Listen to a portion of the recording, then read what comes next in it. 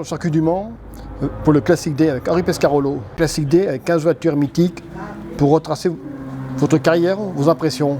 Il y a toute l'équipe, toute l'épopée Matra. Donc je suis rentré chez Matra, l'un des premiers pilotes engagés, c'était en 1965. Et puis j'ai fait toute ma carrière pratiquement chez Matra jusqu'à ce que Jean-Luc Lagardère arrête la course automobile. Ça veut dire qu'il y a eu des victoires championnat de France de Formule 3, championnat d'Europe de Formule 2, ensuite l'endurance, les 24 heures du Mans, que j'ai eu la chance de gagner 3 fois avec cette équipe Matra qui a fait rêver tout le monde et dans laquelle j'ai eu la chance de pouvoir rester 10 ans. D'ailleurs, une anecdote folle avec une Matra qui aurait dû courir au Mans, qui est accidentée. Tu peux nous parler de cette anecdote ? Oui, mais ça faisait partie du jeu. Les accidents, à mon époque, il y en avait beaucoup. Quand on avait la chance de s'en sortir, on continuait. Et on a eu quand même moins de chance, mais c'était la course automobile. Si on n'aimait pas ça, on faisait autre chose. Hein. Parce qu'en plus, cette voiture-là devait courir le lendemain, quelques jours après, à Montlhéry. Et elle n'était pas prête, elle était accidentée. Et ça s'est passé comment, l'accident et puis la remise en circulation pour la course? La Matra accidentée? Ouais, non, on était en train de la préparer. Celle qui s'est envolée dans la ligne droite. Non, à Montlhéry, qui devait courir, qui avait été accidentée il y a quelques jours avant. Et que Jean-Luc Lagardère, il t'avait dit de te débrouiller pour la réparer. Les voitures du Mans? Non, de courir à Montlhéry. Ah, attends. À Montlhéry, avec l'opération Ford Jeunesse ou en Formule 3, non? J'ai pas compris ce qui s'est passé à Montlhéry. Il y avait une voiture qui avait été accidentée. Il y a trop de bruit. Une voiture qui avait été accidentée quelques jours avant, qui devait courir sur le circuit de Montlhéry le week-end. Ah, tu parles de la Formule 3 alors apparemment. Ouais. Donc elle avait été accidentée effectivement par moi à Pau. J'avais démoli la coque et Jean-Luc Lagardère m'avait dit si tu veux courir à Montlhéry, tu la répares toi-même. Donc je suis remonté à Vélizy, j'ai réparé la voiture et puis elle était prête à partir et là la CGT a voulu la bloquer parce que tous les engins Matra étaient en grève. Et j'ai un peu sévi vis-à-vis du responsable de la CGT. Je suis sorti quand même de l'atelier et j'ai gagné la course effectivement. Pour revenir au Classic Day, parmi toutes les voitures qui sont exposées, qui ont fait la parade, il y a eu des coups de cœur pour toi? C'est rien que des voitures, toute l'exposition Pescarolo, c'est rien que des voitures que j'ai conduites.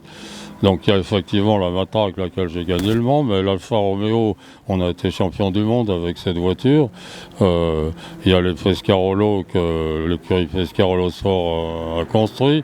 À ce moment-là, c'est plus moi qui les conduisais, mais c'est moi qui gérais l'équipe. Il y a la 1093 avec laquelle j'ai fait ma première course. Il y a la Lotus 7 qui est l'opération Ford Jeunesse par laquelle j'ai pu accéder au sport automobile. Donc, sous le chapiteau qui est dehors, il y a toute ma carrière automobile, quoi. Il serait difficile de recréer des courses de vitesse avec certaines des voitures exposées avec les normes de sécurité d'aujourd'hui. Votre point de vue sur les contraintes d'aujourd'hui? De toute façon, les voitures qui sont exposées, c'est des voitures qui datent des années 60-70. C'était autre chose. Le confort, on ne connaissait pas. La direction assistée, on ne connaissait pas. Le paddle shift, on ne connaissait pas. Donc c'était des changements de vitesse délicats. Le confort, on ne connaissait pas. Donc c'était très viril, effectivement. C'était une autre époque, une belle époque. Mais toutes les époques sont belles. Vous avez de nombreuses victoires sur le circuit du Mans. Vous avez de nombreuses victoires sur le circuit du Mans. Vos plus beaux souvenirs? Vous savez, dans la vie, le plus beau souvenir, c'est le premier en général qu'on a dans tous les domaines. Donc il y a des chansons qui le disent.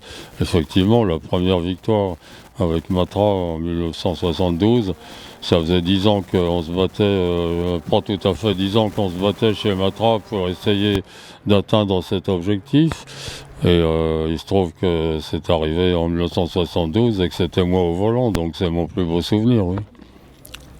Le circuit du Mans était très technique? Il était très spécifique et très rapide. La ligne droite était l'endroit où une voiture a dépassé les 400 km/h. Maintenant, on l'a un petit peu, entre guillemets, aseptisé, c'est-à-dire que la première chose qu'on a faite de formidable, c'est qu'on a installé des rails de sécurité dans la ligne droite du Hunaudière. Ça, c'était impératif, parce que si on sortait au Mans, on s'en sortait très très mal. Après, on a raccourci la ligne droite en mettant des chicanes, on a enlevé la bosse des Hunaudières, donc c'est devenu un circuit un peu plus traditionnel, quoi.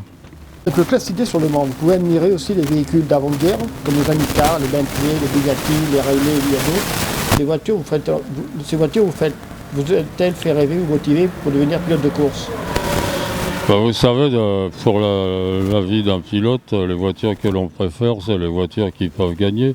Il y a des voitures qui sont très intéressantes à conduire, mais n'étant pas compétitives, ça laisse que des mauvais souvenirs. Et puis il y a des voitures qui en même temps sont intéressantes à conduire et en même temps permettent de gagner des courses. C'est celles qui laissent les meilleurs souvenirs.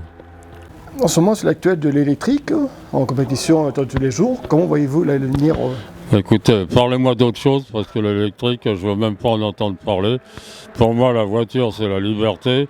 Si on accroche un fil à la voiture, c'est plus la liberté. Donc la voiture électrique, je ne veux pas en entendre parler. Et dernière question à titre personnel, vous courez toujours et pour votre plaisir sur les circuits automobiles? Ah bah, y a belle lurette que je cours plus. J'ai arrêté de courir en l'an 2000. Après, j'ai créé mon écurie. Donc le sport automobile, c'est fini depuis les années 2000. On vous remercie, Henri Pescarolo. Merci. Bonne fin de Classe Cité. Merci.